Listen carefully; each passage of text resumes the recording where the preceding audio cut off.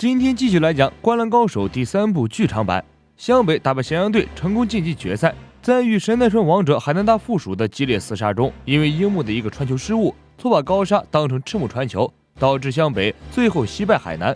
樱木郁闷了很久，之后为了惩罚自己剃了寸头，大概表示从头再来的意思。樱木顶着红色乳弹头来到学校，遭到杨平和宫城等人无情嘲笑。但樱木毫不在意，看着墙上才子手写的破釜沉舟几个大字，樱木颇有感触。海南一战是因为我输的，不过已经没问题了。我樱木最擅长的就是破釜沉舟、背水一战，剩下的比赛保证都赢。这时候，一个金发碧眼的外国人走进篮球场，进来之后二话不说，抓起篮球先表演一个背手扣篮，现场的人都呆住了。这谁呀？这么能装逼？走错地方了吧？安西教练走进篮球馆，和大家做了介绍。他身边的中年男子是绿丰高中篮球部的大传教练，短发女孩是篮球部经理藤泽惠里。这个金发碧眼爱装逼的壮汉是绿丰篮球队队长麦克冲田。此次这3人前来是为了和湘北申请演联赛，说白了就是下战书来了。绿丰篮球部是去年刚成立的新队伍，因此没能参加全国联赛的预选赛。为了证明自己的实力，他们似乎准备四处下战书，对神奈川的强队挑战一下子。才子表示担心，现在湘北正处于打进全国大赛决赛联盟的关键时期，3天之后就要和五里进行比赛了。如果这时候有人受伤，可就麻烦了。藤泽惠里刻薄地说道：“你们是怕了吗？听说你们和海南打的时候表现还不错，难道是超强发挥？”安西教练再次把这种难题抛给赤木。赤木说道：“队伍平时训练很苛刻，1-2个演联赛也不算什么。”事情就这么定下来了。藤泽惠里和麦克自作主张将比赛场地设在绿丰高中，诚邀湘北诸位来战，语气嚣张又得意。从头到尾，这2人都不怎么讨人喜欢。临走时，藤泽惠里还特意看了流川枫一眼：“我等着你，流川枫。”流川枫满脸黑线，这女的谁呀？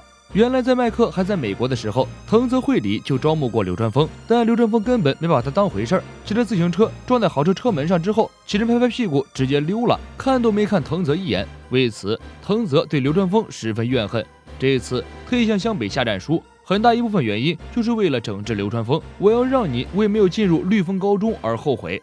绿丰高中是一所私立的贵族学校，从学校的外观来看就知道这里的学费一定不便宜。赤木的脚伤还没好，不过大家也觉得无所谓。这个篮球部去年刚成立，能有什么能人？赤木嘱咐大家不要轻敌。宫城说道：“没问题的，大哥，你就专心养好脚伤吧。”樱木嚷嚷着自己这一次一定要力挽狂澜，有我天才樱木在，绝对不会再输第2场。所有人对海南那场比赛心中都存有愧疚，都认为比赛输了是自己不够努力，所以说今天这场比赛一定要赢，才能让大家重新找回信心。这么一说，才子突然理解为什么安西教练这时候会安排演联赛了。看来安西教练也是用心良苦。湘北的一名1年级替补队员从绿丰的学生那里打听到了一条重要情报，不怪那个藤泽惠里这么张狂，原来她是理事长的女儿，特意让学校成立篮球部，然后从各处挖来全国联赛级水平的队员。那个麦克就是由学校资助去美国留学1年学篮球的。这场比赛原来是一场鸿门宴，特意拿湘北试刀子呀。即便知道了对方的用心，湘北也不再虚的，是男人就要无畏无惧。湘北队在藤泽的引导下走进了篮球部。不过认真来说，不知道是不是因为藤泽惠里的关系，绿丰篮球队的人都一副欠揍的样子。比赛还没开始，有2个大咖已经在开始歪歪湘北输的四体横流、跪地求饶的场面了。听说那个赤木很厉害，不过很可惜，他今天会输。什么？赤木因为脚伤不上场？那么湘北今天会以非常大的比分输。接着湘北就会丧失信心，在之后的决赛之中屡战屡败，与全国大赛失之交臂，然后3年级那些老队的篮球生涯就这么结束了。可怜，真是可怜。下一届称霸全国的将会是绿丰高中，湘北只能看电视了。我想说，这些篮球队员怎么这么能想象？不如去写书，真的是屈才了。湘北篮球队推开绿丰篮球部场馆的大门，一阵刺耳尖叫声迎面而来。这大概也是藤泽特意安排绿丰做主场的原因。看台上可以坐满绿丰高中的学生加油助威，气氛上大大压过湘北。湘北非常不爽，但是也没办法，这个世界没有什么公平，胜者才有资格讲述公平。比赛开始，绿丰这边确实能人云集，队长麦克在美国的时候曾受到过 NBA 的关注，而另一个牛逼球员克美一郎曾经是3井的后辈，是后来50中学篮球队的队长。比赛开始，樱木跳球成功，湘北进攻，流川枫先发制人拿下2分，这激起了麦克的斗志。很快绿风就将比分追回，以16-8的成绩压过了湘北。麦克身材高大，而且技术过人，能灌篮、能抢球、运球和传球，技术也是一流。而那个克美一郎3分球投得一绝，有他们2个内外配合，双方的比分差距越拉越大。藤泽妹子非常嘚瑟，这湘北看来也不过如此，团队没有合作，一盘散沙，大家完全各顾各的，难以想象这是和海南势均力敌的队伍。藤泽妹子很快你就打脸了，湘北的配合总是打得出其不意。湘北每场比赛最初的战术的确都是各自为营，每个人都想依靠自己的力量给对手沉重打击，但这并不代表湘北没有团队精神。相反，表面上看着一盘散沙的湘北，实际上十分团结和默契。等大家各自玩够了，就是要开始认真比赛了。赤木看着比赛的状况非常不爽，这种不知名的队伍跟他们玩什么拉锯战？你们闹够了没有？一群混蛋，还不快给我打起精神来！工程通过与麦克过招，很快就发现这个麦克与海南的阿木比起来根本不值得一提。什么美国海归，估计是在美国上不去场了才回来了吧。赤木一嗓子吼得湘北篮球队一哆嗦，大家终于进入状态了。流川枫连突带抢，迅速将比分差距缩小。接下来就看樱木发挥本事了。藤泽妹子恨得咬牙切齿，这更暴露了他主张比赛的目的，看来主要就是为了针对流川枫。而绿风的教练明显就是个傀儡，被藤泽妹子垂帘听政，自己根本没有发言权。藤泽妹子一声令下，教练乖乖的更换了队员，换上了一个长头发的娘娘腔。娘娘腔上场没多久，上半场比赛就结束了。才子告诉众人，自己终于知道那个藤泽妹子为什么选湘北作为演练赛的对象了，因为他觉得湘北跟海南只差2分，可以做他们称霸全国的练手对象，也就是说湘北就是练手的。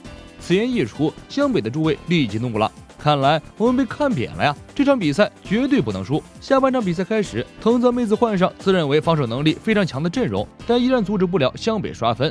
防守樱木的9号小老弟胆敢跟樱木比拼体力，跟着樱木来回跑，结果被樱木累得直接当场摔倒在地，差点累吐。湘北将比分追到48-52，藤泽妹子无奈再次请求换人。